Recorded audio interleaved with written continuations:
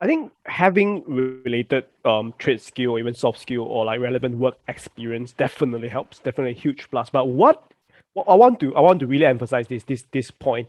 What is not important is your MMR in the game or like seriously, I have received so many resume and not just from for GosuGamers but also from various other background. I've heard stories from team managers and everything, where they are hiring, let's say, like a team manager or like an assistant, but they all the resume is about like how much this person likes about the game, how much I play, a single day, every single day. Then this is my level, this is my rank, but that's not really that important. Yes, we want to hire someone who is passionate about a game, but if you put in so much effort in the game, would you actually do the actual work? We don't know, right? So in a way, it could be a red flag. But yeah, it's a good to have. It's like an extra appendix down there, but you shouldn't really highlight that as that this is my number one skill, which is to play the game. Because if you're really that good, maybe you would have already been either a professional player or something else or whatever. But yeah, I'm not saying it's not important, but you shouldn't how to say Don't let that be the selling I am point. so glad to hear Freddie yeah say this, because if he looked at my MMR, which doesn't exist, I wouldn't have a job then.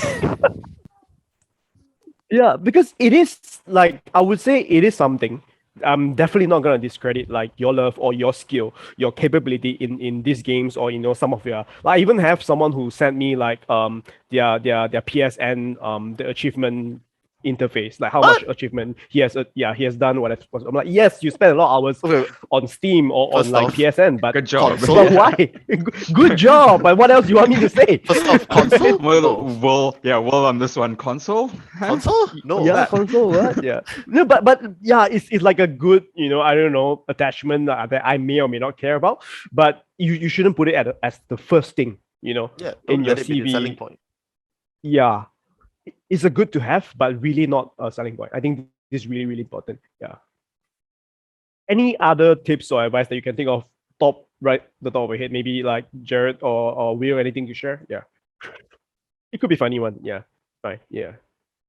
Yeah, Well, just one meet thing I people. think is important to bring up, though, is that we always hear Jared had brought it up too. He started as a volunteer, and there's always we'll do it for exposure. And, exposure is fantastic to maybe a certain extent. I mean, yeah, sure. Maybe it gets your name out there, or maybe by doing it volunteer, you begin to learn at least just the process or the stepping stones.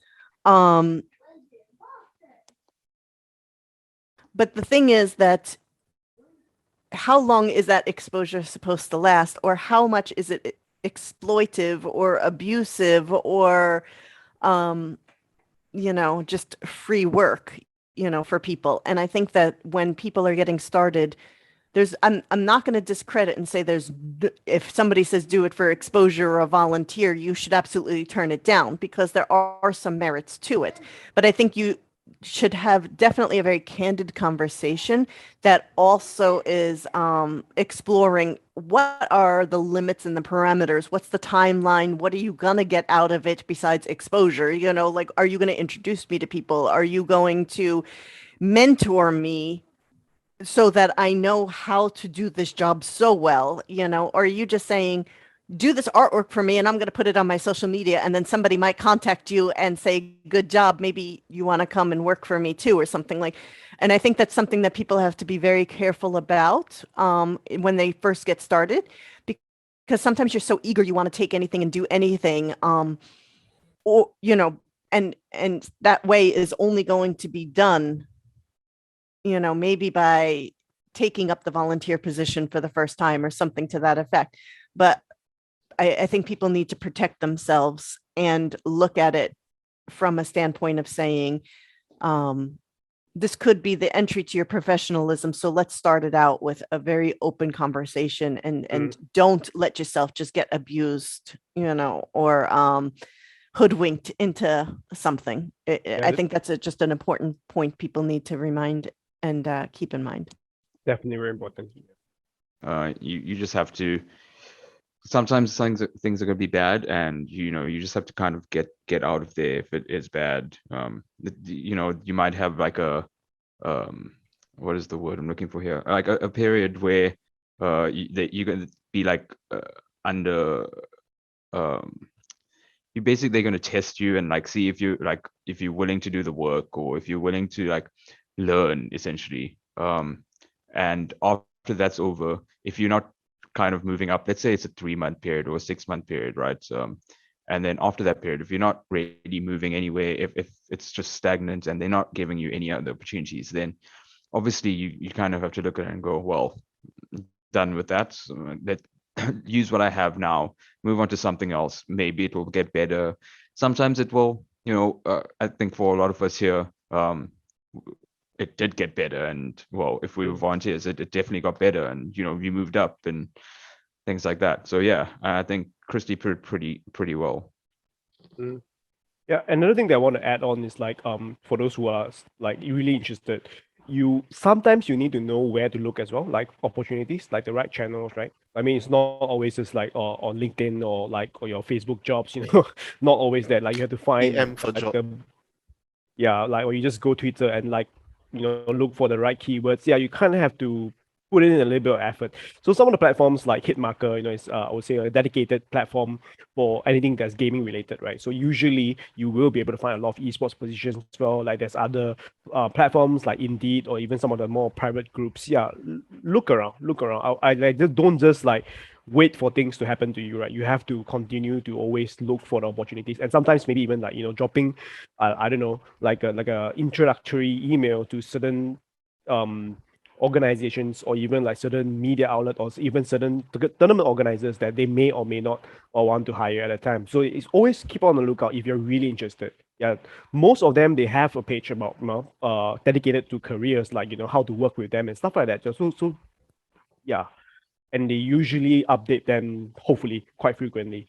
It reminds me there's that, kind of the meme picture where it's showing like the little kids on a school trip in the safety vests and hats and, then I think I know there's which like one the you're talking adults about, or yeah. whatever. And it says when a job asks and says, they want, 20 years of experience or something like that as an entry level, type of thing. It reminds me of that because there are a lot of times that you either see in a job posting that they want, X amount of experience, and you're thinking, from where do I get this experience or something when I was, 10 years old or, something to that effect. So there definitely is where people are asking, but things to keep in mind for that is, number one, that doesn't preclude you from at least trying to apply as well. Like even though they're asking for experience, still go for it, still try and go for it, send it in, see if you can make a connection and stuff.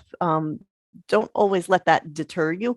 But the other thing is that there are places that you can kind of get your feet wet in a little bit more of a informal way, which is, for example, Discord is our primary platform for communication in esports, right?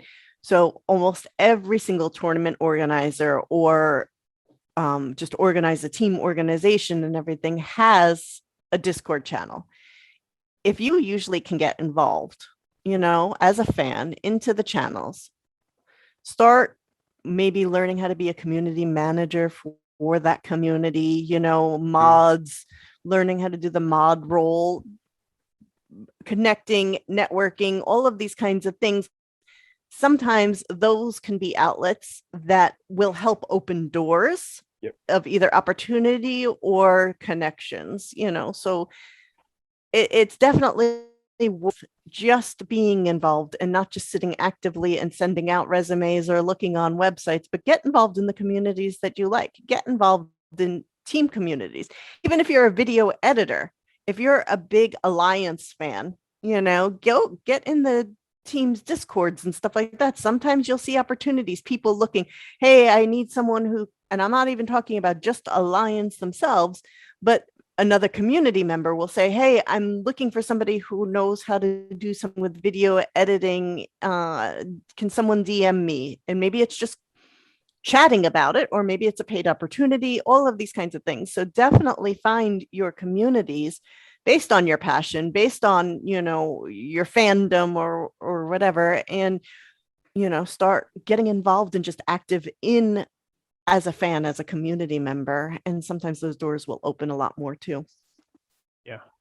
I think the keyword is really like, if you are really passionate about esports, show us your passion. Yeah, don't talk Take about the it. initiative. Take the initiative. Yeah. All right. Now let's move on. I think let's talk about, because just now we mentioned about, like, the industry itself is huge. There's so many things you can do, that you can make a living out of. So we are talking about finding a niche, right? Finding something that may or may not suit you. So let's break them down, because they're so big that we can't obviously cover every single role under the sun. So let's talk about, like, I would say something that's closer to team and organizations, or even the players themselves, right? So obviously we have, like, we spoke about how do you get started as a player. I personally feel that this is a topic that deserves a separate podcast just about it. Because there's so many things to talk about. From how do you start, how do you get, make And sure so that you many have the different right MMR. Game is different. For example, like in Riot, you have more of the academy leagues, and you have more scouting, the scouting grounds, you have regional leagues and things like that, where It's a lot easier to break into, definitely, because Yeah, they do have all definitely. these academy leagues. A certain ladder and Yeah. structure to follow. Mhm. Yeah. Yeah, They've already And- set like the mobile. foundation for it, so it's a lot easier for newcomers who actually think that they can break into the pro scene Correct. to actually And give it a different shot. genre has different requirements as well, like Yeah. FPS versus MOBA versus fighting Yeah, games. yeah. I mean, know, same with different mobile. type of Mobile ladders. has developmental leagues and things like that, and all of Yeah. these kind of build up your smaller player base